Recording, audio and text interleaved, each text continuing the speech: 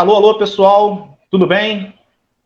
Eu sou Alexandre Alvim, estou aqui com o Pampa, campeão olímpico em Barcelona, a gente vai falar já já sobre isso, um cara que prestou e presta muitos serviços nossos dentro do esporte nacional. E estou com o Fábio Mamédio, meu amigo, nosso amigo em comum aqui, que também é um cara que prestou muito serviço para o Rio de Janeiro, que às vezes fica ali sobre uma nuvem, né? E nunca fez a questão de estar aparecendo e dizendo os trabalhos que ele fez, e hoje eu peguei ele pelo pescoço e falar, meu irmão, eu quero conversar contigo e quero mostrar o teu trabalho, né?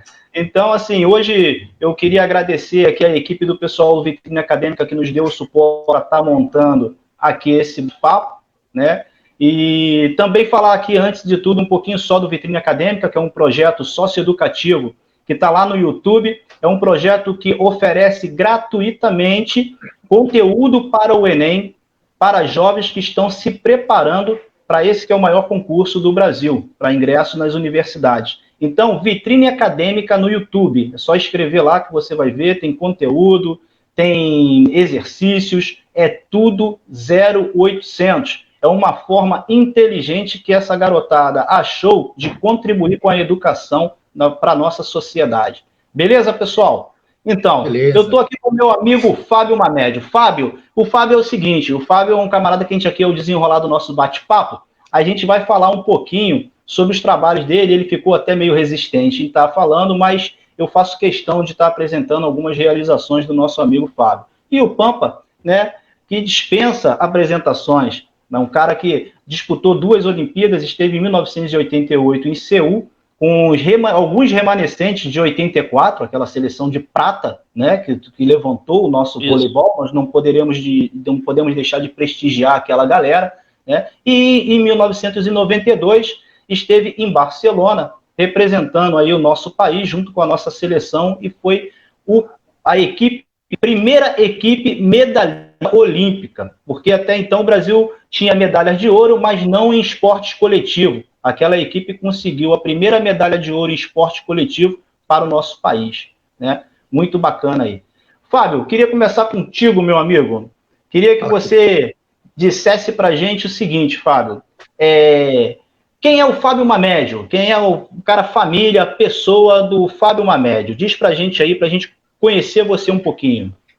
Fala, garoto. Alexandre, pô, cara, é muito bom estar com você novamente. Você é uma pessoa sensacional, né? Eu acompanho você, todo o seu trabalho, acompanho você desde o início, né? Aí você é um cara maravilhoso. Esse trabalho com vitrine acadêmica, eu acho que tem tudo para dar certo. A predisposição de ajudar e colaborar com a população, e principalmente com os jovens, né? O Fábio Mamédio, rapaz, família, é aquele cara paizão, né? Durão, vozão. Eu procuro, obviamente, num certo período da minha vida, né? Quando a gente é mais jovem, constitui família, aquele corre-corre, aquela correria de ir para o trabalho, voltar do trabalho. Eu que morei muito tempo em Anchieta, e a gente tinha essa dificuldade também de transporte, a gente levava muito tempo para chegar no trabalho, quando saía do trabalho já chegava tarde em casa, e aquele carinho maior com os filhos ficavam para os avós, né, e para a mãe, né? Mas eu acredito que eu seja um pai dedicado do coração para minhas atitudes, tá? Eu tenho 7 filhos maravilhosos, né? Meu mais velho está com 35 anos, a minha mais nova vai fazer 20, então assim, tem uma filha que ela está vindo para o Brasil, ela decidiu fazer a carreira de modelo, saiu de Anchieta para os Estados Unidos, né?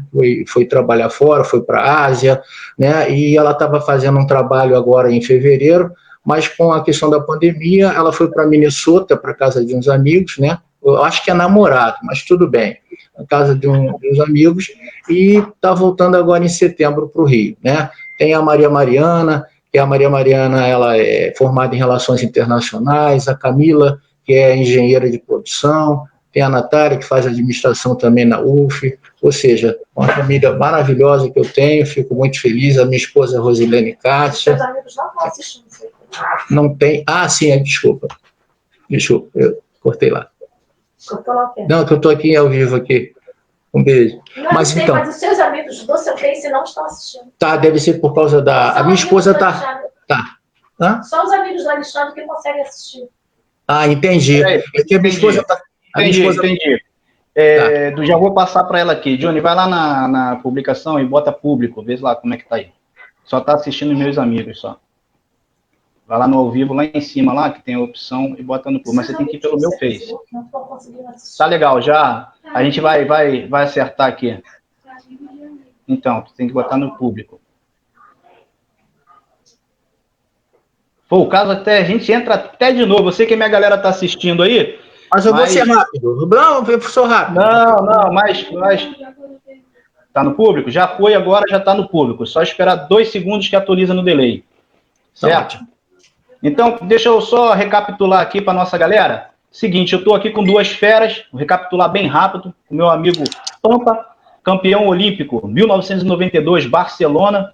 Né? E estou com o meu amigo Fábio Mamed, ele estava falando para a gente aqui um pouquinho de quem é o Fábio Mamed, né? Então, eu vou passar aqui a palavra para o meu amigo Fábio Mamed e vocês vão entender com o decorrer desse papo a integração Pampa, Fábio Mamed, Alexandre Alvim, vocês, Rio de Janeiro, Brasil. Vai lá, Fábio, manda aí. Isso aí. Mais uma vez, Alexandre, meu querido, obrigado, parabéns aí pelo teu trabalho, que você sempre realiza, pela vitrine acadêmica, por estarmos aqui hoje, e por você me dar esse presente no Dia Internacional do Vôlei, de trazer o Pampa, um profissional maravilhoso, que nós trabalhamos juntos, tivemos a oportunidade de conviver, e isso aí é um figuraça, é um cara irmão, amigo, companheiro, e isso aí é super estimulante. O Fábio, como você perguntava, o Fábio Mamed Família é o avôzão, é o paizão, né? A gente tem os momentos na nossa vida que a gente passa pela juventude, né? Então é aquela correria toda e você, muitas das vezes, você deixa de estar mais presente na vida dos filhos, né? Eu tenho 7 filhos maravilhosos, todos eles formados, né? Eu tenho um carinho muito grande ou seja, pela forma, né, com que eles me tratam. Obviamente, filhos, eles foram feitos para o mundo, né, mas cabe a gente realmente, como os pais, educar, estar presente e fazer de tudo para que eles se sintam confortáveis e tenham a liberdade de fazer as suas escolhas, né? Então, eu acho que eu sou um pai bem tranquilo, bem democrático. Também era um pai durão, e eu sempre gostei de falar a primeira e a segunda vez. A terceira eu conversava, mas também sempre explicando o motivo, às vezes, de dar uma ralhada, de chamar atenção, né? Mas eu sou assim, sou muito feliz, tenho uma família maravilhosa, minha esposa Rosilene, ou seja, todos os meus filhos, o Milson, a Alice, a Rita, a Camila, a Natália, a Maria Mariana, a Maria Fabiana, né? Então, e tem meu netão, a minha neta Rita, a Maria Rita, né? Que mora em Ricardo de Albuquerque aí, a minha coisinha fofa, tem 3 aninhos, né? E o meu neto, Fábio Mamed, Pampa, que ele é atleta joga no time lá de Partido Alferes, né? E tá lá também aprendendo vôlei lá, gostando do vôlei. E esse é o Fábio. Eu sou assim e procuro ser assim com todos, né? Tanto um trato com a família, a gente às vezes é até mais duro com os filhos, né? Do que com a nossa própria condição de ensinamento, ou seja, às vezes a gente deixa rolar um pouco as coisas, mas com filho a gente é um pouquinho mais durão. Os nossos filhos a gente sempre, às vezes, se reserva a ser um pouco mais sério, até porque a gente sabe que se não aprender em casa, vai aprender no mundo, e aí fica muito mais difícil, tá? Mas é isso aí. Beleza. Ô, Pampa, deixa eu te falar uma coisa aqui do Fábio Mamed, você até deve saber um pouco mais do que eu. Mas esse cara não quer que eu fale, entendeu? Ele não adianta que eu sei que ele quer que eu fale. Mas o Fábio Mamed, ele participou do Plano Diretor de Arborização do Rio de Janeiro, revitalização do Campo de Santana, revitalização física e histórica, né? Participou também dos Jardins Cariocas, foi responsável também pelo trabalho lá dos Jardins Cariocas, onde foi plantado 2.900 árvores, né, um projeto de plantio de 2.900 árvores, entendeu? Então, quer dizer, Fábio Mamed é um cara que esteve sempre ligado com o meio ambiente, revitalização, paisagismo, cidade do Rio de Janeiro, muita briga no bom sentido, que eu digo, muita luta, né? Foi um dos responsáveis pelo Jardim de Ondas, lá do Buller Marx, né, Fábio? Jardim de Ondas, Buller Marx. participou da Conferência de Meio Ambiente 2013. O Fábio deve estar me olhando e falou, pô, esse cara sabe de tudo isso aí da minha vida. É aquele negócio. Coisas que eu já sabia e coisas que eu pesquisei. Não adianta correr, entendeu, irmão? Então, assim, participou da Rio 2016, que a gente vai falar já, eu vou passar daqui a pouco a palavra para o Pampa. E na Rio 2016, Fábio Mamed recebeu uma condecoração particular, lógico, não foi aberta, do Sir Philip Craven, presidente do COI, entendeu? Comitê Olímpico Internacional. É aí que vocês vão começar a entender o link de Fábio Mamed, o cara que está ligado ali com a revitalização do Rio de Janeiro, com Pampa, medalhista olímpico, medalha de ouro em 1992. Então aqui começa a integração entre Fábio Mamed e Pampa. Eu vou parar aqui no do Fábio, vou passar para o Pampa, por quê? Fábio Mamed chegou o quê? Recebeu o prêmio do Philip Craven, quer dizer, o cara que era, ainda, né, Fábio, o presidente do COI, do Comitê Olímpico, quando teve a Rio 2016, né? Quer dizer, pelos serviços prestados durante a Rio 2016. Agora eu vou bater um papo aqui com o Pampa. Pampa, é o seguinte, meu querido, não adianta você correr. André Felipe, né? Não tem como conhecer André Felipe. Aqui fora é Pampa. Esse apelido pegou. Em 1988, esteve presente lá em Seul, foi em 4º lugar, né, nas Olimpíadas. O vôlei tinha acabado de começar a receber incentivo em 1980. A gente sabe que o vôlei até então no Brasil ficava à margem do esporte. Então, em 1980, o vôlei começou a receber incentivo por um grupo de empresários. Em 1988, 84, nós tivemos aquela brilhante seleção que eu não poderia deixar de comentar aqui, principalmente como o Pampa e o nosso querido Mamed lembrou, Dia Mundial do Vôlei. Eu não poderia deixar de prestar uma singela, né, homenagem àquela seleção de 1984, Montanaro, Renan, né, William, né, aquela turma lá, o Bernardinho, o Bernardo, quer dizer, a gente não poderia deixar de citar, deixando alguns nomes aqui, mas não poderia deixar de citar aquela grande seleção de vôlei. E em 1988, o Pampa fez parte daquela seleção que esteve em Seul, e em 1992 foi onde foi o início dessa hegemonia na conquista do vôlei no mundo, né? Hoje nós temos a seleção brasileira de vôlei que é respeitada mundialmente, né? Como diz na linguagem do esporte, a galera treme quando entra contra a seleção brasileira de vôlei, e o Pampa esteve presente em 1982. Pampa, eu queria que você se apresentasse, meu querido, e falasse um pouquinho dessa experiência olímpica. Fala pra gente. Obrigado pela oportunidade, Alexandre. Um grande abraço aí. Saudade de você, Mamed. Você é uma pessoa, além de ser um grande pai, avô, um grande profissional, reconhecido aí internacionalmente, né, pelos serviços prestados ao esporte brasileiro e à cidade do Rio de Janeiro. Eu fico muito feliz de ter podido trabalhar com você 2 anos ali na GLO, no Parque Olímpico, onde fizemos grandes atuações, né, em conjunto. E que hoje, infelizmente, a autarquia acabou e ficou meio ao Deus dará, aquela situação toda que a gente torcia para que continuasse o grande trabalho que nós tivemos lá dentro.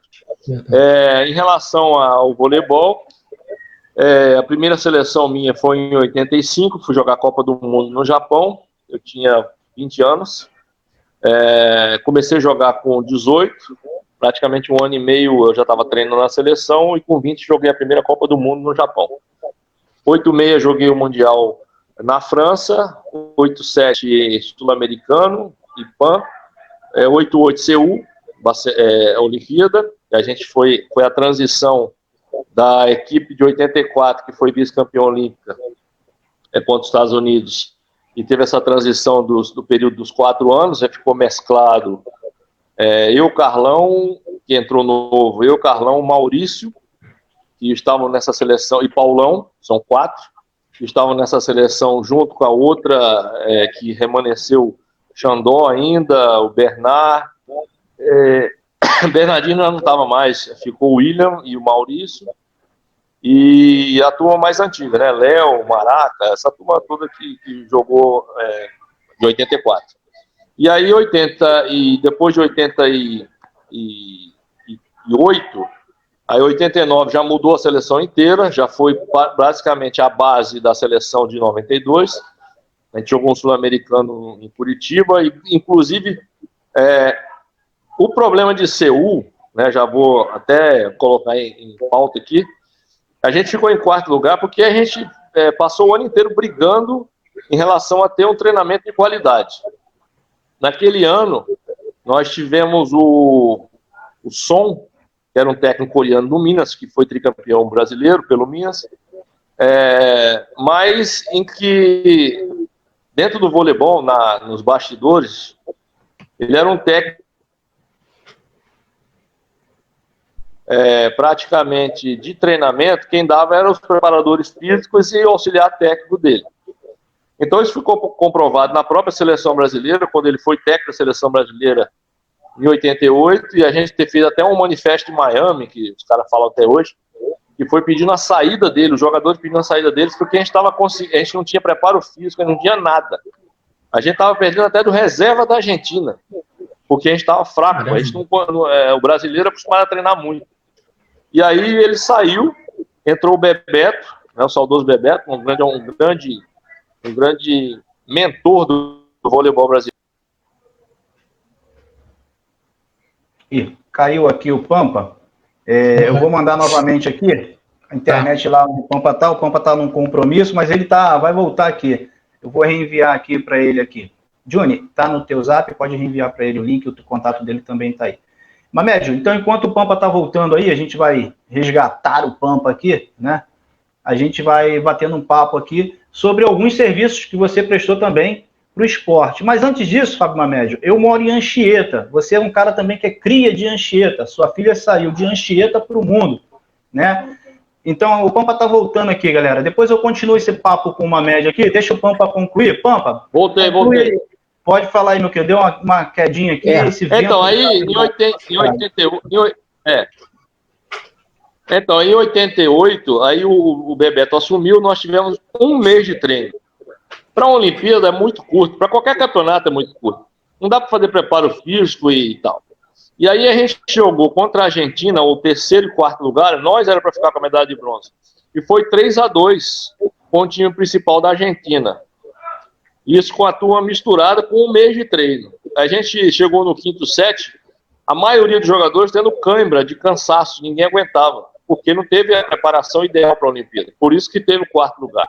Tanto foi comprovado isso, que a geração nossa, depois que saiu a turma mais antiga e ficou a geração já para 92, em 89 teve um sul-americano em Curitiba, que nós tivemos com o Bebeto 6 meses de treino.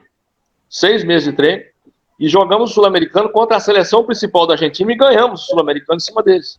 Ou seja, com o preparo físico que a gente era acostumado a jogar, nós não perdíamos para a Argentina. Então, assim, foi um fator atípico para essa Olimpíada de Seul, foi essa questão dessa briga o tempo inteiro, sem preparo físico nenhum para que a gente pudesse chegar a trazer uma medalha. Senão, hoje eu teria pelo menos uma de bronze e uma de ouro, que são 2 medalhas que são conquistadas, né?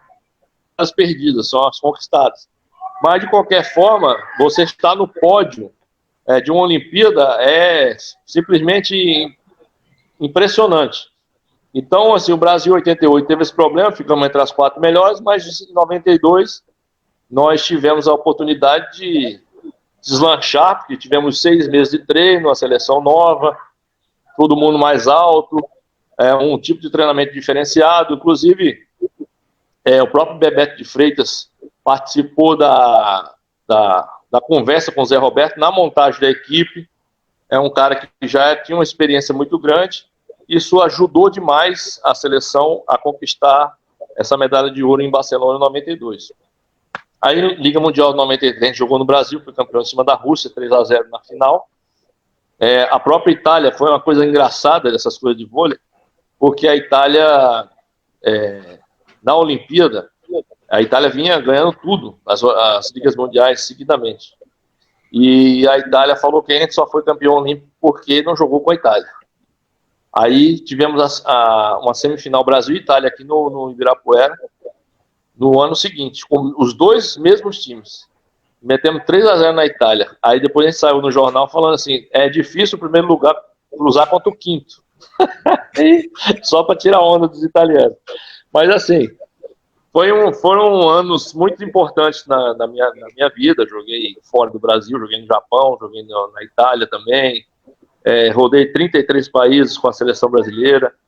Eu acho que o vôlei, na minha vida, como pessoa, e até por experiência própria em relação a aprender muitas coisas em relação a próprios projetos que são implantados nos outros países, o que funciona, a gente tem essa experiência que ajuda, né, no dia a dia do nosso trabalho aí. É isso aí. Então, Pampa, experiência é o que não falta, é o que a gente está vendo aqui, batendo papo, hoje, Dia Mundial do Vôlei, eu aqui com o Fábio Mamed Pampa, campeão olímpico, medalhista de ouro em 1992, e compartilhando com a gente dessa experiência. Só que a gente observa, né, Pampa, aqui no Brasil, a nossa liga universitária, ela não é muito levada a sério, então não é da mesma forma que é aplicada em países mais desenvolvidos, né? A nossa liga estudantil também não é diferente, é a mesma coisa. Então a gente percebe que não tem muito incentivo do esporte da forma que deveria, eu não estou dizendo que não exista incentivo nenhum, mas da forma que deveria dentro das instituições de ensino, principalmente. Porque, às vezes, o menino que está ali dentro, que tem uma dificuldade na matemática, em química e física, tem aptidão esportiva. E muito se pode contribuir, ele praticando esporte, não só para a vida dele, como para as instituições. Nos Estados Unidos, a NBA, por exemplo, é um exemplo que deve ser seguido.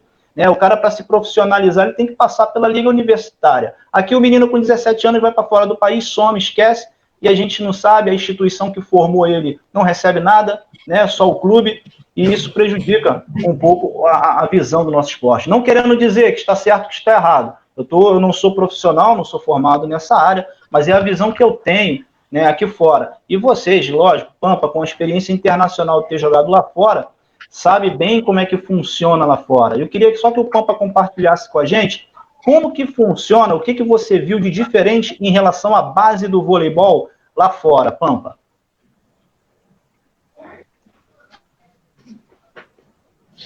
Olha só, eu concordo com você em gênero, grau e número. Porque eu acho que o esporte universitário no Brasil realmente é largado, né? Eu sempre me perguntei por que a gente não segue o modelo americano, porque isso aos atletas aparecerem, uma liga universitária seria fantástico. Então, assim, já fiz projetos para liga universitárias, mas eu acho que o pessoal, entre aspas, os donos de universidade, os presidentes, reitores, eles estão preocupados em receber o recurso do MEC e aplicar na educação e relegar o esporte a segundo plano. No caso, nem a segunda, a 10º plano. Mas eles não sabem que, às vezes sabem, mas não querem ter o trabalho de fazer as equipes deles, não só do vôlei, mas de outros esportes que são olímpicos, serem utilizados de forma efetiva, porque eles teriam, com certeza, interesses de outras empresas patrocinando, gerando novos atletas, e esses próprios atletas que se formariam nas universidades, futuramente, depois de parar a carreira, eles voltariam a reinvestir, sendo dono de empresas ou sendo parceiros de negócio de empresários, eles com certeza ajudariam de novo a própria universidade que os formou. Mas o brasileiro tem a memória curta, o imediatismo na questão de investimento, os caras querem investir e já tirar na hora. Isso não funciona assim. Nos Estados Unidos isso tem uma história de 30 anos, 40, 50 anos, e a gente sabe disso. Você pega a NBA de filmes aí, que você pode procurar no YouTube, você acha Liga Americana filmada de 50 anos atrás, e eles estão aí até hoje. Você pode pesquisar um patrocinador hoje, na data de hoje. Se quiser entrar patrocinando a NBA, ele tem que botar, para botar o nome dele lá dentro, ele tem que dar $100 milhões. Isso sim é que você faz uma liga forte, e por isso que o mercado americano é o que é hoje, e muitos dos jogadores, não só de vôlei, atletas de renome internacional, na natação, como Michael Phelps, muitos da Carl Lewis no atletismo, eles surgiram de universidades, que são as bases importantíssimas para que... Pampa caiu aqui de novo, pessoal. Manda de novo, gente. A gente vai estar puxando aqui de novo esse clima nosso tempo aí. Espero que você que está assistindo a gente esteja gostando desse bate-papo, né? O Pampa está com uma dificuldadezinha lá na conexão, mas já ele está voltando aqui para a tela. A gente está batendo um papo hoje, Dia Mundial do Vôlei, com Fábio Mamed e com o nosso querido medalhista de ouro em 92 no voleibol, o Pampa, né? E o nosso querido André Felipe, carinhosamente, mundialmente conhecido como Pampa. Fábio, vamos aproveitar. Beleza? Ô, Pampa, deixa eu falar uma coisa aqui com você. Você e o Fábio tiveram aí um trabalho feito aí durante um período, vocês trabalharam junto em prol do esporte. Aí eu queria que vocês dois agora compartilhassem um pouquinho dessa experiência de vocês terem trabalhado juntos e como é que era esse trabalho que vocês fizeram aí em prol do esporte. Queria que vocês dois passassem aí pra gente, aí, pro pessoal que está assistindo, um pouquinho dessa experiência e como é que foi. Eu vou tomar aqui a liberdade, e eu sei que o Pampa está com horário, mas ele vai ter que abrir aí esse segredo, né? Nós tivemos várias reuniões, né? Porque eu pertencia a uma superintendência de relações com as entidades de esporte, educacional, participação e lazer, e o Pampa de um preparo, né, para projetos o centro, o COT 2, né, que era o Centro Olímpico de Treinamento, né? E ele passou à minha frente, rapaz, ele conseguiu iniciar um projeto, que é um projeto, acho que não é só dos meus sonhos, é um projeto dos sonhos de muitos daqueles que querem fazer o nascedouro de atletas, né, trazê-los para um local especial, com pessoas especiais, profissionais, com gabarito e capacidade, né, para que eles possam se revelar. Então, eu queria que o Pampa falasse sobre um projeto que foi um dos mais debatidos que nós tivemos, inclusive diversas reuniões com diversos representantes de unidades escolares, de comunidades, de regiões mais carentes. Fala desse projeto, Pampa, porque aqui eu vou te ser sincero, eu vi a sua luta, eu vi a sua dedicação, porque já havia acondicionamento que era o mais difícil de ocorrer verba dentro da própria GLO de financiar esse projeto. E eu vi que ali durante 2, 3, 4, 5 meses, eu lembro bem, você chegava cedo, saía tarde, ligava e corria, e aquele alvoroço todo. E eu fiquei com muita tristeza que, infelizmente, a GLO ela teve a sua extinção, né? Ela foi extinta, diferentemente do que nós pensávamos que ocorreria, porque eram 70 profissionais dedicados, a GLO ela nasceu, ela foi totalmente reestruturada, ela teve toda uma vida própria, né, para poder, ou seja, se organizar dentro da metodologia jurídica e fiscal do governo federal, né, atendendo também a outros padrões de Estado e município, mas o Pampa tem um projeto que ele é um projeto maravilhoso, eu ainda acredito que ele possa ser realizado, ou que alguém possa vir, né, Pampa, e buscar esse projeto com você e colocá-lo em pauta. Conta do projeto que eu estou falando e você sabe qual é. Obrigado, Mamed. Você é um cara sensacional. Eu assim, eu entrava cedo e saía tarde, como você também. Quem era realmente envolvido nessa questão de trabalhar em prol do esporte brasileiro sabe disso. A gente sabe que todo dia estava lá, seja até os finais de semana, né? Para a gente atender o público nos eventos e assim por diante. Então, a gente trabalhou muito lá dentro, tentamos de todas as formas viabilizar o projeto, viabilizar as parcerias. Aí entrou Copa do Mundo, entrou Carnaval, entrou eleição, entrou troca de ministro, e isso tudo atrapalha diretamente no desenrolar das coisas dentro de uma autarquia que tem tempo limitado de vida, né? Você sabe disso. Nós tínhamos verba destinada para o projeto no início, um valor maior, depois a verba foi cortada pela metade, depois disse que não tinha mais verba, e a gente foi ficando meio apertado em relação a fazer. Eu desenvolvi um projeto, praticamente ele tem 58 páginas detalhadas em relação a gente implantar um esporte nas coletividades, nas comunidades, no entorno do Parque Olímpico, A gente tinha várias modalidades, a gente tinha ali pelo menos umas 12 modalidades que a gente poderia trazer todas as crianças do entorno do Parque Olímpico, até na Cidade de Deus a gente botaria ônibus para buscar, para a gente fazer a parte de competição lá dentro. Os treinamentos seriam nas escolas parceiras do projeto, alimentação, fisioterapia, a parte odontológica, um projeto de cidadania mesmo, para todos os bairros hoje do estado do Rio de Janeiro. Espero que o Mohamed consiga aí, chegar ao seu objetivo e possa trazer essa oportunidade para essas crianças que a gente sabe que tem muitos talentos desperdiçados no Brasil por falta de oportunidade, né?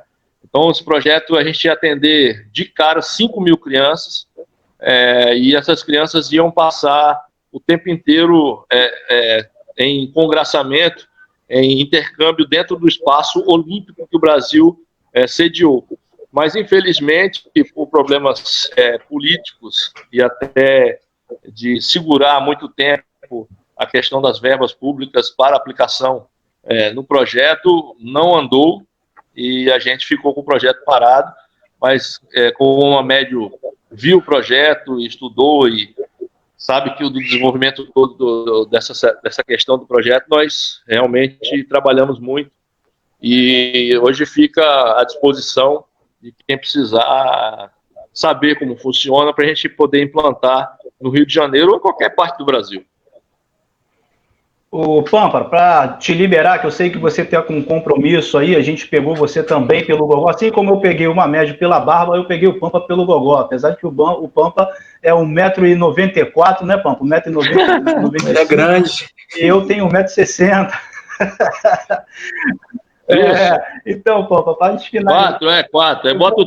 Bota o tênis, vai para 96. Né? Com tênis vai mais 2 centímetros. Então, Pablo, eu queria que você dissesse para a gente a importância do esporte para essa garotada, para a garotada nesse perfil, né? Essa garotada que está ociosa, que muitas vezes acaba a aula e fica perdido na rua, não tem o que fazer.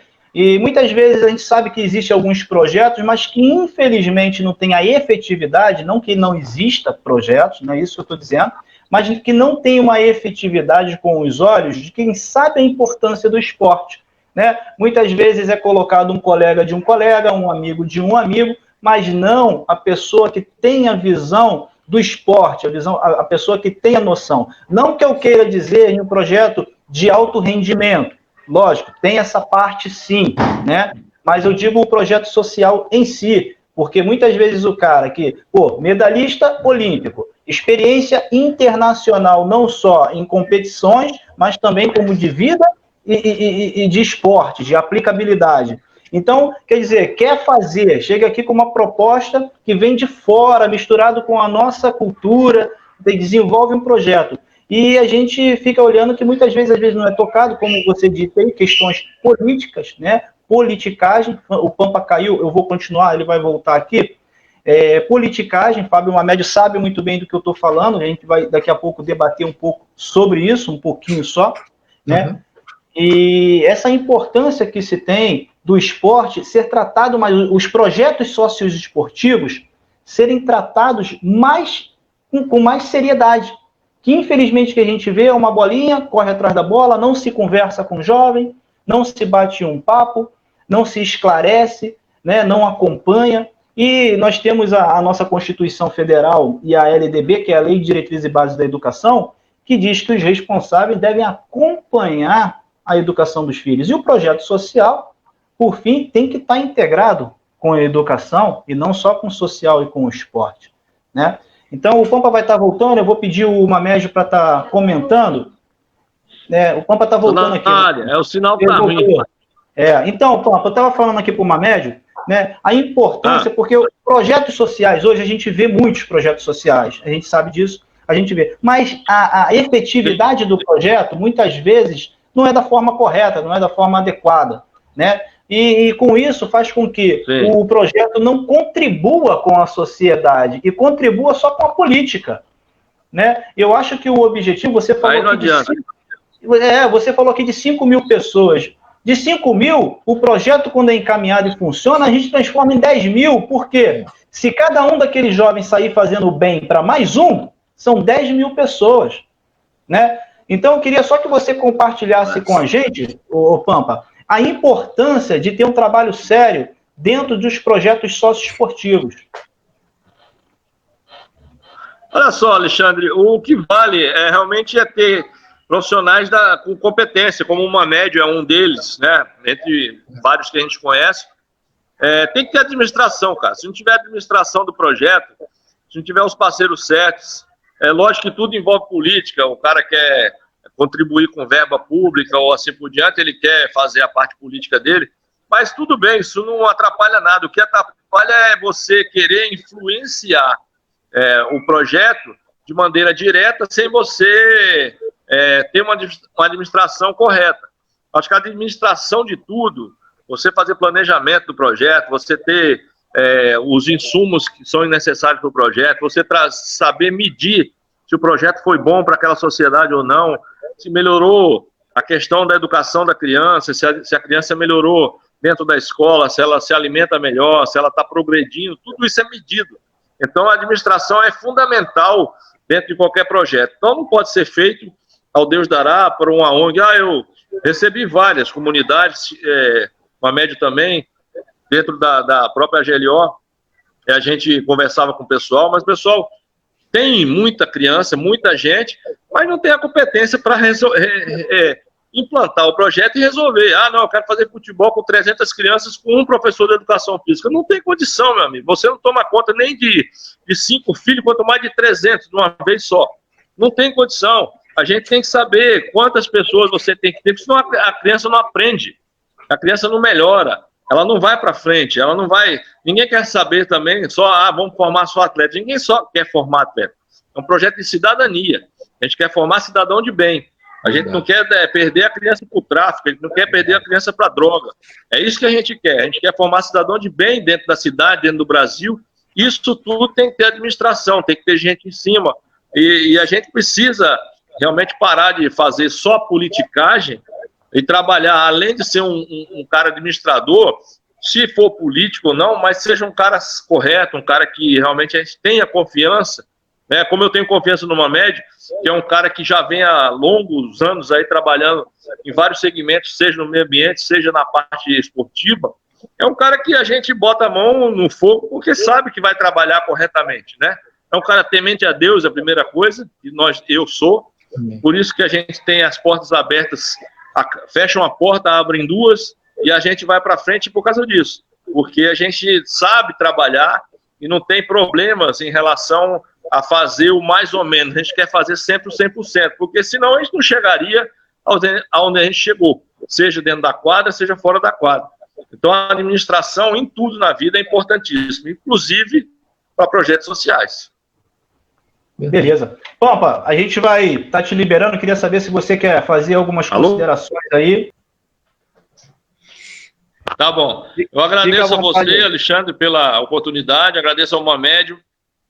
Muita saudade de você, Mamed, porque você é um cara especial, mora no meu coração. Obrigado. Nos conhecemos em 2017, até 2019 ficamos aí juntos trabalhando. E você é um cara especial, pode contar comigo sempre, porque pessoas do bem, pessoas que realmente pensam no bem das pessoas, esses aí realmente valem admiração e isso é uma coisa que eu tenho por você desde que eu te conheci. Agradeço aí pela nossa amizade, espero que perdure pela vida toda. E, Alexandre, muito obrigado também e parabéns pelo grande trabalho que você faz aí, viu? Fica com Deus, vocês todos aí. Falou, meu queridão. Um abraço aí, mas a gente vai mantendo o contato aí, valeu? Tá ótimo, um abraço, obrigado. Pode tirar. Então, gente, eu vou direcionar aqui agora. Agora a gente vai bater um papo aí, vamos esquentar um papo um pouquinho aqui com o Fábio Mamed, né? Como eu disse aqui, né, eu parecia no início do bate-papo que não tinha nada a ver. Pô, tô conversando com um cara de revitalização, mas o Fábio Mamed é o cara dos bastidores e muita gente às vezes não sabe disso, né? Ele ficou aí um tempo aí nos bastidores e a gente teve que ir lá buscar esse cara porque o que é bom é para ser mostrado. Eu penso dessa forma. né? Eu penso assim. Então, o Fábio Mamed, como eu disse aqui, ele teve uma participação na organização da Rio 2016, né? Recebeu uma carta de agradecimento do Sir Philip Craven, se eu não estiver pronunciando certo, por favor, né? Que é o presidente do COI, né? E também do Carlos Arthur, né? Nussmann, que era o presidente do COB, na época em que foi realizado os Jogos Olímpicos de 2016. E o Fábio, né, como foi dito aqui pelo Pampa e pelo próprio Fábio, eventos esportivos, além da revitalização da nossa cidade, não faltaram, porque muitas pessoas hoje dizem assim, Fábio, pô, cadê o legado olímpico? O legado olímpico não vai ficar na estrutura, o legado olímpico tem que ficar na estrutura e o quê? E na atuação, na efetividade de programas, de eventos. E foi feito, logo depois das Olimpíadas, alguns eventos. Houveram, como o Pampa e o Fábio disseram aqui, houveram as tentativas com sucesso, né? Que teve o campo de wrestling, que foi realizado, no jiu-jitsu teve o Jiu-Jitsu Down e o Rio Fall, torneios internacionais de jiu-jitsu, participação de Minotauro, só fera do jiu-jitsu, né? Teve também a seletiva de karatê, foi feita também, né? A Copa Dente de Leite, quer dizer, eventos, beach wrestling, que é o wrestling na areia. Eu não sou muito de luta, a minha carcaça não ajuda muito, né?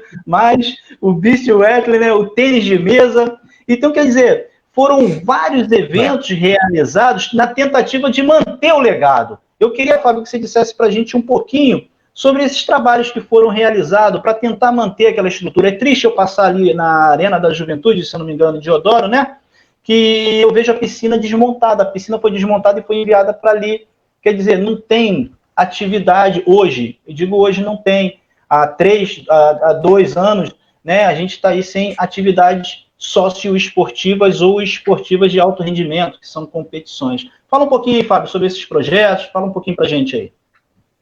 Alexandre, a todos que estão nos ouvindo, é um grande prazer, mais uma vez, poder estar relembrando aí o nosso trabalho. Eu não trouxe lenço, realmente eu fiquei emocionado aí com as palavras do Pampa. Eu penso mesmo dele, é um cara dedicado, é uma pessoa que tem total conhecimento, mas é assim a vida, né? Então a gente faz a nossa parte, a gente faz o que pode, né? Sem querer ficar subindo em palco para receber aplausos. Eu preciso voltar lá atrás. O que ocorre? Em 2009, quando eu fui convidado para assumir a gerência de obras da Fundação Parque Jardins, isso tudo estava catalogado, né, no plano de estratégia, que ele começaria de 2013 a 2016 da Prefeitura, né? Então, já em 2009 foi um momento de transição, né, um novo governo, e nós já estávamos pensando na questão de 2014, que foi a Copa do Mundo no Brasil, né? E naquele momento também, nós precisávamos entender, né, uma necessidade que existia das regiões, das nossas áreas de planejamento, a P1, a P2, a P3, a P4, a P5 e assim por diante, que foi feita uma medição de um índice de IDH e uma região muito carente era exatamente a região da Grande Anchieta, Ricardo de Albuquerque, Guadalupe e Deodoro, né? Pela transição de governo, houve um abandono, ou seja, foram realizadas muitas obras para essa área esportiva, mais dentro de praças e áreas de lazer, né? E elas estavam muito abandonadas. Por quê? Porque um ano antes de 2009, ou seja, 2008, e 2007, 2008, existiu ainda um grupo de pessoas que cuidavam das praças, né? Eles eram ali ligados a um contrato pela Secretaria de Meio Ambiente e eles cuidaram, eram os guardiões das praças. Então, todo dia você tinha 2, 3 pessoas ali cuidando das praças. E isso acabou. Então, quando eu cheguei no governo municipal na área do meio ambiente, lá na Fundação Parque Jardins, foi para exatamente fazer esse levantamento e estabelecer um critério de cálculo, né, de orçamento e de planejamento e de conjunto com os engenheiros, né, para que nós visualizássemos o estado de cada localidade daquela, porque nós na época, nós tínhamos catalogadas quase 2.000 praças com nomes, que a gente chama de praças nominadas, e praças inominadas, que eram mais 200 e poucas praças, ou seja, e realmente quando a gente começou a andar e começou a ver, as praças estavam realmente num estado muito ruim. Ocorre que quando você chega num princípio de governo, mesmo que você queira fazer alguma coisa, você precisa de dotação orçamentária, e ainda não tem isso, né? Nem a LDO, nem a L... Então você não consegue ter, usar de financeiro para poder fazer contratos, para poder revitalizar. Aí é que vem. A Fundação Parque Jardins, na época, contou, né, com o carinho e com a dedicação dos funcionários, 2 servidores. Eu não vou citar nome aqui, se eu citar que seja representativo a todos. Fábio, né? Deixa eu só aproveitar que você está falando, mandar um abraço para a equipe, porque isso é importante, né? Tem uma frase que a gente carrega quando a gente conversa, que é o seguinte: ninguém realiza um sonho sozinho, né? Então é um abraço para toda a equipe que participou junto com o Fábio Mamédio e demais, né, responsáveis pela revitalização da nossa cidade. Eu digo por Anchieta porque aqui no meu bairro tem a maior praça do subúrbio carioca. E a revitalização dela, grama sintética, começou com essa equipe. Pode continuar aí, Flávio. Então, foi exatamente chamar esses funcionários que tinham reservas de conhecimento, né? Quando você falou do plano de arborização urbana, esse plano de arborização urbana, ele não foi ideia minha. Esse plano de arborização urbana, simplesmente, ele existia, mas nenhum presidente teve a coragem de abrir a porta e trazer os diretores, os funcionários da DARB, para que eles, ou seja, indicassem o que eles achavam de prioridade para melhorar a vida da cidade. E assim foi feito, que é algo sensacional. Ou seja, você começa a fazer todo um gerenciamento, né, das árvores que já existem, todas as árvores que precisam de cuidados, todas as árvores que têm problemas fitossanitários, você começa a saber aonde falta plantio de árvore, ou seja, seria um projeto totalmente ligado ao georreferenciamento, né, porque você saberia onde tem árvore, qual a espécie da árvore, qual a altura da árvore, ou seja, então, é um trabalho maravilhoso. Por quê? Porque ele serviria de uma base de informações para hoje. Ou seja, desde 2009 até agora, se nós tivéssemos realizado, a equipe tinha um período de 1 ano, 1 ano e meio, 2 anos no máximo, para poder concluir como se fosse um aplicativo, né? Isso nos ajudaria muito. Então, esse é um projeto realmente muito interessante. O outro projeto da Fundação Parque Jardins é o Glaziú, né? Ou seja, o Campo de Santana, ele tem uma história maravilhosa, a proclamação da República, o imperador, ou seja, que ele tinha uma vida, teve batalhas, teve guerras, ou seja, e existia um projeto ali que seria um café estilo francês, né, até devido a toda a manifestação do patrimônio ali, e nós iniciamos um contato para trazer isso de volta. Essa ideia já foi do grupo da DPL, né, da Diretoria de Projetos e Planejamento. Então, eles trouxeram, então, eu busquei dentro dessa gestão, tratar com os funcionários que ali já estavam, né, que vinham trabalhando e tentando colocar tudo em dia, para que isso fosse realizado, né? No caso que você falou do Jardim de Ondas de Buller Marx, o que ocorre? Era um jardim que estava abandonado, ele fica no Museu de Arte Moderna, e as plantas que estavam ali, devido à mudança de temperatura ou mesmo de manutenção, não sei o nome agora técnico, e elas morreram e acabou o jardim, né? E nós assumimos essa responsabilidade, e lá no Horto Florestal, o Alamir, junto com a equipe dele, passaram a plantar ou tentar fazer com que germinasse esse tipo de espécie, entendeu? Então, era tudo isso, é questão de você pegar e conseguir fazer, ou seja, os portões do Campo de Santana, eles eram fechados, há anos fechados. As pessoas não podiam cruzar mais o Campo de Santana quando saíam da Central do Brasil para atravessar e pegar ali pela Rua da Alfândega, Buenos Aires, né? Por quê? Todo um pino, cara, um troço, sabe, esperar orçamento, Então, a nossa equipe passou a trabalhar com o que tinha. E como nós fizemos para começar a trabalhar as praças das regiões, antes dos contratos que a gente recebeu pela confiança do prefeito na época. Nós, através do Arnaldo Nascher, ele falou: o presidente, nós temos uma oficina lá no Caju.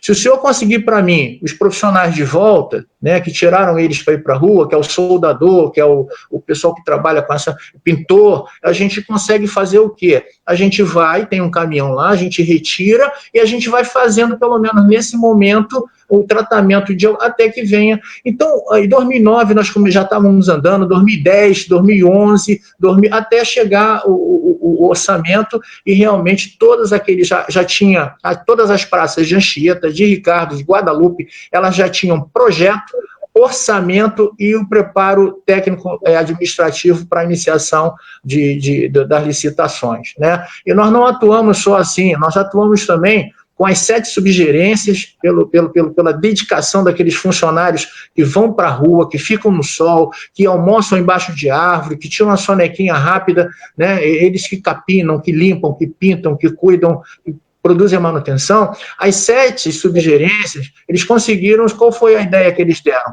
De nós primeiro atacarmos com mutirão, né? Então todas as equipes se deslocavam para as praças de maior acesso e que estavam mais prejudicadas, fazendo capina, montamos uma equipe de poda, porque a Parque Jardins, na mudança do governo, ou seja, César Maia, o César Maia entendeu o seguinte, que a Fundação Parque Jardins ela era muito utilizada politicamente, e serviu de trampolim de eleição para alguns candidatos. Então, no final, um ano antes da eleição dele, ele tirou a poda, que era um braço forte da Fundação Parque Jardins, que recebia o maior valor de orçamento, para transferir para a Conlurb. Só tem que ele levou o dinheiro, né, talvez por orientação de alguém, eu não sei, ele levou o valor, né, que era destinado, ele levou os aparelhos, os equipamentos, os caminhões, os contratos, mas ele não levou os funcionários, os servidores que detinham todo o conhecimento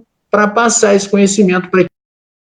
Ou seja, fazendo isso de uma forma, criar um método melhor de alcance, era legal, porque a Conlurb ela tinha setores em diversos lugares da cidade. Então, até que isso se restaurasse, a Fundação Parque Jardins ela ficou limitada. Então, nós conseguimos, com alguns materiais e equipamentos antigos, conseguimos recuperar esses materiais e esses equipamentos, formamos uma turma de poda e de limpeza de árvores, né? Ou seja, de corte, limpeza e tratamento, com aquelas equipes. Então, a gente tinha esse trabalho, né, independente de questões de depender de contrato, depender de nada. Ou seja, a Parque Jardins, pelo menos, eu posso confirmar que em 2014 ela atingiu o auge, né, de qualidade, de manutenção e serviços e tratamento da cidade. Nós cuidávamos da cidade desde a AP1 até a final de Santa Cruz. Então, são trabalhos que realmente são merecedores de elogio da turma maravilhosa, eles que fizeram tudo isso. Isso, deixa eu também aqui fazer um comentário que você vai deixar passar batido, mas eu não posso deixar de passar batido, né? É o seguinte, em relação ao orçamento, você falou muito aí de orçamento, né? Também tem aqui uma questão, analisando e fazendo uma pesquisa aqui bem objetiva, lógico, a gente vê o seguinte, que muitos dos orçamentos não foram estourados, pelo contrário, teve orçamento teve obra que foi realizada com um custo abaixo do orçamento. Certo? Sim. Pelo que eu estou vendo aqui. Eu queria te fazer uma pergunta, né, para você, o seguinte. Você é um cara que trabalhou direto ali com o executivo, com a elaboração do programa e executando o trabalho, administrando a equipe, né? E a gente sabe que tem o pessoal do legislativo, que é o pessoal que solicita, né, que pega lá a demanda e faz a solicitação. Então, você também tem um curso técnico de legislação, né, do legislativo. Eu queria que você me explicasse bem objetivamente como é que funciona. Eu tenho um buraco na porta da minha casa, ou então melhor, eu tenho uma praça próximo da minha casa. Eu preciso revitalizar essa praça porque ela está completamente abandonada. Qual é o passo a passo? Bem objetivo, Fábio. Qual é o passo a passo para a gente chegar lá? Porque tem gente que pensa assim, vou chegar ali, vou fazer, vou solicitar, já pedir. Mas existe um procedimento. Nós estamos falando de dinheiro público, nós estamos falando de obra pública. Como é que é o passo a passo desde a solicitação da demanda até a execução? Explica rapidamente para a gente entender mais ou menos. Então, o que vai ocorrer? Né? A população como um todo, ela vai ter uma necessidade, seja, em qualquer caso, no nosso caso específico, uma praça que ela tenha os seus aparelhos danificados, que ela tenha o seu campo de grama sintética já deteriorado, né? Os alambrados com problema, ou seja, diversos itens que possam estar, calçadas também, né? Porque muitas das vezes as raízes de árvores levantam calçadas, né? Então, o que vai acontecer? Existe a questão da reclamação. Você vai ligar para o 1746, você vai ligar para a prefeitura e você vai fazer a reclamação sobre esse estado que essa praça está. Né? Quando se recebe essa reclamação, aí que começa. Né? Então, eu prefiro falar do que eu fiz, tá? Com a minha equipe, né? Nós tínhamos eu tenho um gráfico, né, mas eu não sou de guardar, mas existe um gráfico que quando eu assumi a presidência da fundação, né, eu tive acesso a essas informações. Por exemplo, nós tínhamos 400 e poucas reclamações de praças com problemas, ok? O que eu fiz? Eu montei, como é que a gente tem isso tudo e ninguém fala? Então, havia uma lentidão de resposta. Então, o que nós fizemos? 2 funcionários passaram a cuidar exatamente disso, dividir essas reclamações, esses pedidos por área, né? E a partir daí, eu trabalhei muito. O meu sonho sempre foi ter bastante alunos da área de engenharia, da área de arquitetura, como estagiários, né? Então, um grupo de estagiários ficaram responsáveis para irem fazer, porque nós tínhamos os veículos para sair, para poder fazer essa parte de locomoção. Então, não tinha problema, transporte tinha. Então, esses estagiários, eles é que iam às praças e verificavam, fotografavam e traziam. Então, a partir dali, nós criamos uma metodologia de atendimento, né? O que a gente poderia atender, o que era mais rápido. Se pudesse consertar, a oficina do Caju. Se fosse para trocar, tá? Então, você vai entender. Nós não temos como utilizar recursos de forma, ou seja, independente, individual, né? Quando é fechado o tesouro em outubro, o prefeito ou a fazenda, ela pede que se recolha, que se suspenda, que se devolva tudo que não foi usado na obra. Eu vou falar de uma forma bem simples, tá? Então, recebemos o dinheiro da prefeitura, aí nós temos uma meta para cumprir de obras, né? Essas obras, se até uma certa data elas não foram cumpridas, não foi utilizada, a gente recolhe novamente. Então, aí é feita uma dotação orçamentária. Então, para o próximo ano, né, próximo ano, seja o que sucede, você passa, aí o executivo, o chefe do executivo é que vai dizer para você o que ele vai te dar. O que você tem que se prevenir, como nós fizemos em 2014? Nós pegamos a reserva financeira de 2013 para 2014. Em 2014 nós recebemos e trabalhamos. Só tem que, quando nós iniciamos o trabalho com essa reserva financeira, nós já tínhamos uma meta de economizar 30%, tá? E realizar mais obras, realizar mais manutenções do que as que foram feitas anteriores. Não conseguimos fazer 30%, mas fizemos 27% de economia, devolvemos 14 milhões para o Tesouro, né? Com todas as obras realizadas, com todas as empresas pagas. As empresas que não receberam foi porque não cumpriram a meta da medição. Não fizeram a medição por algum problema documental, algum problema, e a nossa equipe de licitação era uma equipe nova, nós montamos uma equipe, ou seja, todas as pessoas envolvidas, nós criamos um mecanismo para que isso não errasse. Então, o que ocorre? Muitas das vezes a necessidade do pagador de impostos, da população, ela é rápida, ela é imediata, né? Então, se você não tiver o recurso para que você faça aquilo, aí vem a questão da lei. A gente fala, poxa, a gente está com essa praça aqui. Não. Então, tem que ter alguém que tem interesse, que vá lá, veja qual o problema da praça, ele tem que trazer isso, fazer o orçamento, e esse orçamento ele já está preparado para ir para o prefeito, para que o prefeito saiba que aquela secretaria, aquela fundação, ela precisa de tanto em dinheiro para realizar aquelas obras. Daí você tem essa perda de tempo entre a reclamação e a realização. Isso é um caso de obra pesada, de coisas que... Porque você não pode, a Lei 8666, ela te proíbe vive. Você não tem como utilizar verba pública para, por exemplo, quebrou um balanço, não, eu vou lá e troco. Não, você tem que ter um contrato já em vigência, em vigor, para que ele atenda esse item. Quebrou uma gangorra, mesma coisa. Você tem que trocar uma tela. Você já tem que ter, durante o teu ano, o teu exercício, você tem que ter dentro do teu orçamento, já aqueles contratos. Então, em 2014, eu estive com o presidente do Tribunal de Contas do município, e consegui explicar para ele que a gente precisava mudar o modelo de contrato que nós vínhamos fazendo. Por quê? A gente precisava atuar por área de planejamento. AP1, AP2, ou seja, porque era um contrato só, era um chamado contrato guarda-chuva, eu tinha uma pilha de 32 reclamações de gestões anteriores, né? Reclamações não, de questionamentos do Tribunal de Contas para responder, e eu vi que todos eles se baseavam, junto com o jurídico, se baseavam nesse tipo de contrato, porque ele te liberava a comprar de um alfinete até um jato.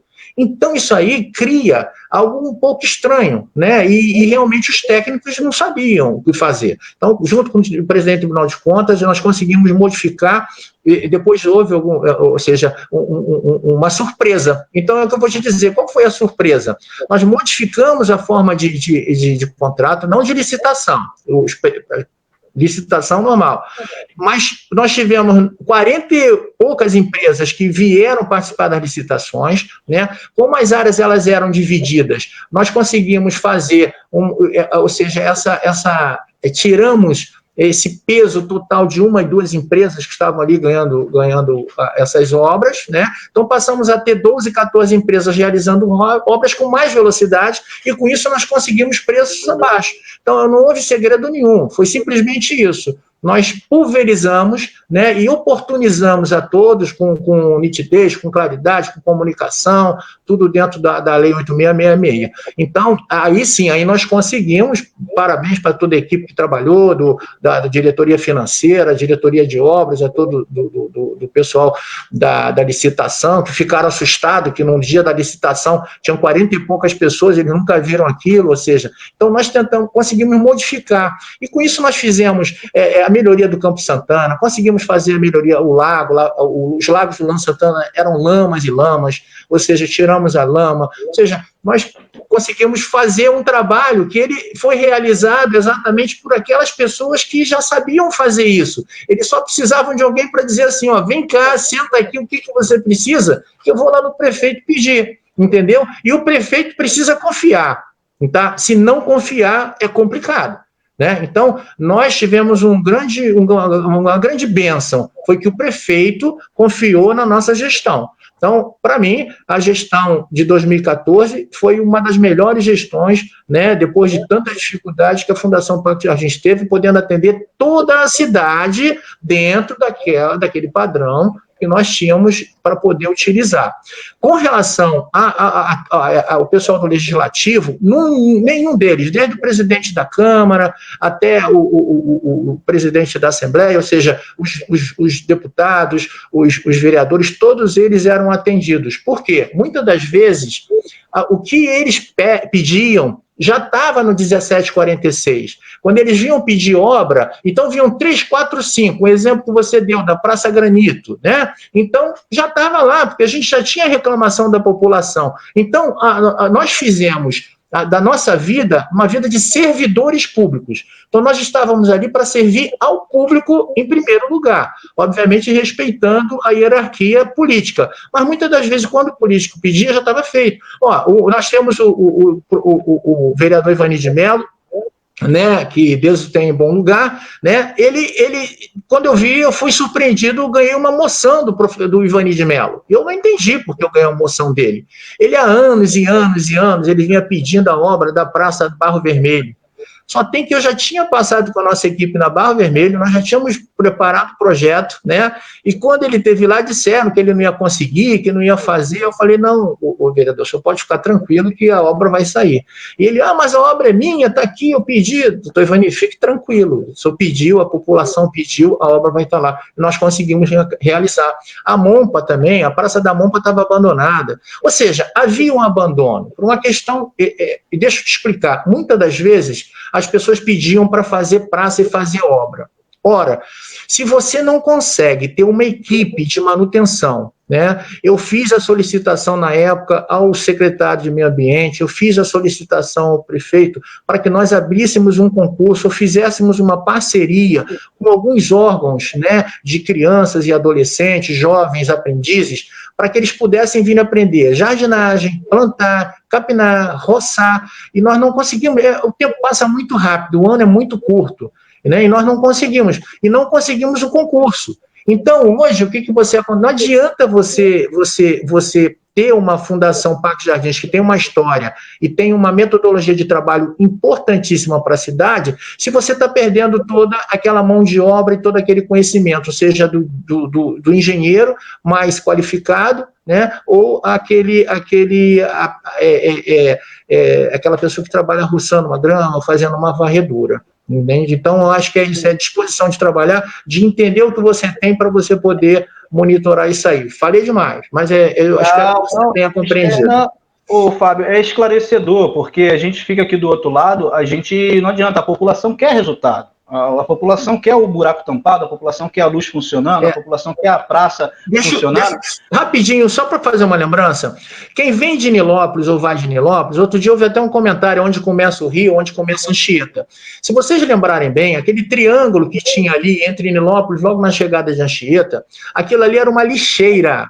Eu me senti envergonhado em morar em Ricardo, ter morado em Anchieta, e quando chegava, você saía de Anchieta para Nilópolis, quando saía de Nilópolis para Anchieta, tem aquilo ali. Então, ali existem 4, se eu não me engano, se uma vingou, são 4 palmeiras imperiais, né? E nós conseguimos fazer aquele trabalho ali, que, se conservado, obviamente, pelos companheiros da Conlurb, né, vai estar ali. E havia parceria, tá? Nós fazíamos parceria com a Rio Luz, onde nós íamos em praça e tinha luz, a Rio Luz, a gente tinha um apoio muito grande da Rio Luz, onde nós tínhamos problema com a Conlurb também nos ajudava, ou seja, foi um momento, para mim, foi muito importante, porque ficou provado que a União realmente ainda consegue fazer alguma coisa.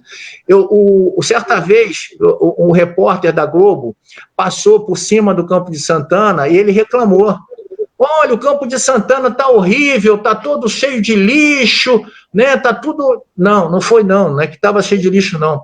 Nós tínhamos feito um mutirão, né? Que era um mutirão todo mês que fazia, e nós recolhíamos mais de 80 sacos de lixo, aqueles sacos de 20, eram mais de 80 sacos de lixo. Nós fazíamos normalmente segunda, terça e quarta. Na quinta-feira, a Conlurb recolhia. E, infelizmente, a Conlurb foi chamada para um mutirão, né? E os 2 caminhões da Conlurb não passaram lá para retirar. O que aconteceu? Os marrecos, os gansos, os patos, as cutias, elas fizeram uma festa naquele saco de lixo ali, espalharam lixo para tudo quanto é lado. Então, existe também isso, tá? O prefeito ligou reclamando, eu falei, impossível, isso não está acontecendo. Está passando agora aqui, que vergonha, você não cuida da sua casa.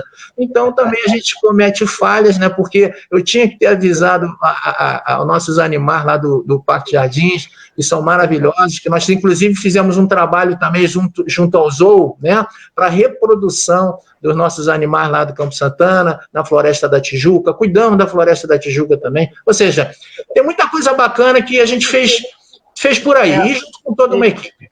E, Fábio, assim, né, se às vezes a gente bota o lixo na nossa porta, vem um cachorro e espalha, né, imagina a dimensão aí de 80, 100 sacos de lixo aí, o animalzinho, coitado, vai ali, na busca de um alimento, alguma coisa, eu imagino o que faz. Agora, Fábio, o legal disso tudo é o seguinte, né, a gente observa aqui que o trabalho não é feito somente em regiões focadas, em regiões vitrines, vamos chamar assim, né, a gente tem Anchieta, para uns é onde termina o Rio de Janeiro, para outros é onde começa. Está caindo aqui o Fábio. O Fábio está caindo, atenção. Está fraco aqui o sinal do Fábio, não sei se ele está me ouvindo. Enfim, vou esperar aqui mais um pouquinho, ver se o Fábio volta. Clica lá, Júnior, para ver se ele está voltando. Hoje eu estive aqui com o Fábio Mamed, com o nosso querido Pampa, campeão olímpico. Bota só na tela aqui, Júnior. Estou conversando aqui com a minha operadora, que é a minha filhota, está nos ajudando aqui. né? Então, hoje você teve a oportunidade aqui no nosso bate-papo, ao ouvir pergunta, todo sábado às 17h30, nós estivemos aqui com o campeão olímpico, medalhista de ouro em 1992, o Pampa, né? Tivemos também com o Fábio Mamed, um cara que teve uma participação fundamental na revitalização da nossa cidade, principalmente quem mora em Anchieta e Ricardo também sabe como era o antes e como era o depois. Eu não estou dizendo que foi o Fábio Mamed que fez, ele foi o responsável administrador pela equipe, né? Então tudo se faz com planejamento e ninguém realiza um sonho sozinho. Estiveram na época os vereadores envolvidos, os políticos envolvidos também nessa revitalização, sem dúvida nenhuma. Mas quem vai lá e bota a mão na massa, quem fez foi a Fundação Parques e Jardins, que na época era presidida pelo Fábio Mamed, 2014, como ele disse aqui, entendeu? Então eu queria que, o Fábio caiu aqui, está ventando muito hoje no Rio de Janeiro, eu queria mandar um grande abraço para o meu amigo Fábio Mamed, né, que a gente possa estar junto aí outras vezes, tá legal? Quero mandar um grande abraço para o Pampa, tá? Queria agradecer aqui a Rosilene, esposa do Fábio Mamed, até deu um toque aqui para a gente aqui, né? Agradecer também Fábio Galvão, a Juni Tomás, com aqui a minha filha, que é a operadora hoje. Nós estamos aqui numa sala improvisada devido ao vento. O Fábio voltou. Fábio, eu fiquei com inveja do Pampa, desculpa. Daqui a pouco é minha vez. Então, o que eu estou dizendo aqui é o seguinte, Fábio, foi muito bom aqui e ninguém consegue fazer nada sozinho, ninguém realiza um sonho sozinho. A gente sabe que não foi tudo, não foi o Fábio Mamed que fez as coisas, mas quem estava presidindo a Parques e Jardim em 2014, né, pelo menos nesse ano quem era o presidente era Fábio Mamed. Lógico, como você disse aqui, existe um plano orçamentário de um ano para o outro, afinal de contas é o planejamento público, é o dinheiro público que está lidando. E quando a gente pega pessoas, né, capacitadas e que com força de vontade, principalmente planejamento para realizar, as coisas acontecem, né? Eu moro em Anchieta, eu vim morar em Anchieta porque numa época em que não era como é hoje, né? Anchieta mudou bastante, é um bairro hoje, graças a Deus, um bairro muito bom de se morar, apesar de ainda ter muita violência e uma divisão de linhas, né? Existe essa divisão ainda de um lado com o outro, mas isso chega a ser até certo ponto cultural. Enfim, isso é um assunto para um outro bate-papo, né? Então, Fábio, eu queria mais uma vez aqui agradecer a Rosilene ter dado um toque aqui na gente, a sua esposa, avisou, eu acho que melhorou. Agradecer aqui a Juni Tomás, minha filha, que além de ser minha filha, hoje está aqui como operadora, é a responsável pelo projeto Vitrine Acadêmica, hoje é ela quem está tocando. Que legal.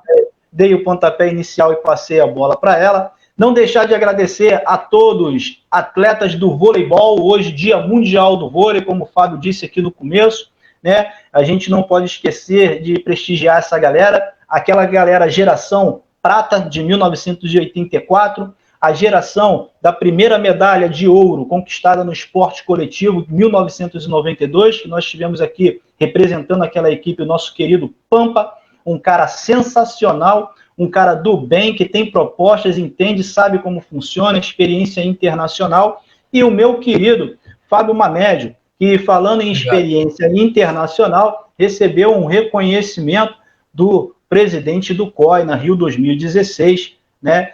E foi um dos responsáveis em participar da organização, para que não fique aqui, o cara fez tudo, o Fábio Mamed fez tudo. Não, a gente precisa de gente que entenda a proposta para que as coisas aconteçam, né? E nesse período da Rio 2016, o Fábio esteve à frente de muitos eventos, de muita organização, de muito trabalho também, né? Então, Fábio, quero te agradecer, deixar você aqui dar uma palavrinha final, que depois eu vou entrar com alguns anúncios aqui com o pessoal. Tá. É importante, Alexandre, que todos que estão nos ouvindo, que as pessoas saibam, né, que o Rio de Janeiro, ele é um corpo vivo, né?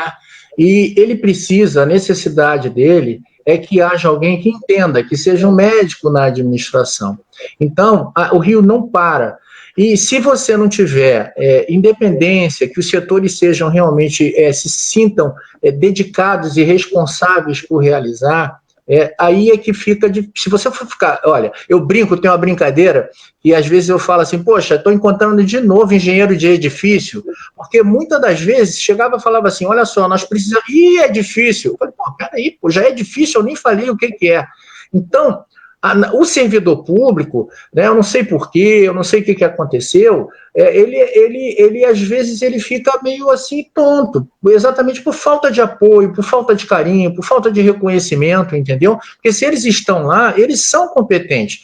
Essa passagem das indicações políticas, elas são só uma passagem. Ela poderia melhorar muito se as pessoas que fossem indicadas, até mesmo por políticos, já que a lei deixa essa brecha, né, que eles pelo menos respeitassem quem está lá e dissessem eles, olha, eu estou aqui por uma questão política, né, mas eu quero aprender. Mas se você for fazer aquele momento que você está naquele local, ou prestando aquele serviço de palco para alguma coisa, ou de uma escada de ascensão, a não ser a questão da colaboração e da competência, fica difícil.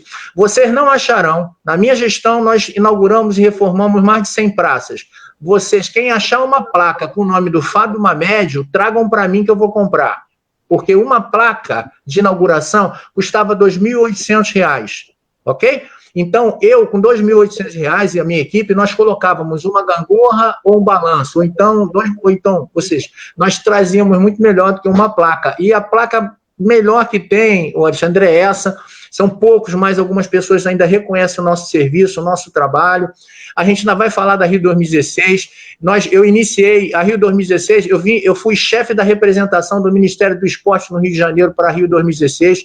Peguei isso em abril de 2016. Nós tivemos que montar toda uma equipe, todo um escritório de aporte para representantes internacionais. Ou seja, em resumo, eu quero agradecer aqui a Bruno Feitosa, que foi meu diretor, em nome de toda a minha equipe, ao presidente Paulo Márcio, foi o último nosso ministro Leandro Cruz, ao Leonardo, ou seja, houve uma dedicação muito grande. Então, só para falar uma coisa, o legado que as pessoas pensavam que iam ficar abandonado, não ficou abandonado. Nós deixamos o legado daquela equipe em 2019.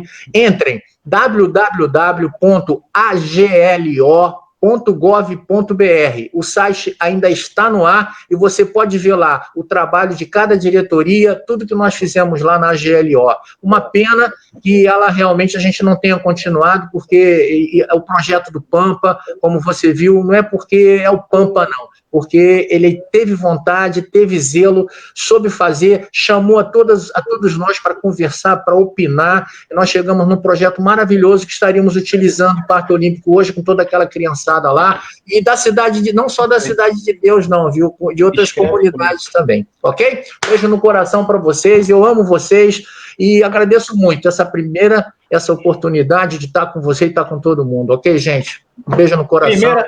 Primeira de muitos, Fábio Mamédio, bacharel em Direito, técnico em Contabilidade, né, um cara que teve planejamento, teve atitude e contribuiu muito com a cidade do Rio de Janeiro, independente de qualquer situação, que esteja em cima, esteja embaixo, na linha de staff, né, a gente sabe que tiveram, lógico, vereadores que fizeram seus pedidos, tiveram os deputados que também, parece que não é deputada estadual da espera, mas também faz os pedidos para a cidade, né, e o mais importante é que foram atendidos, não só o que estava no planejamento, mas um pouquinho além. Fábio, um beijo no teu coração.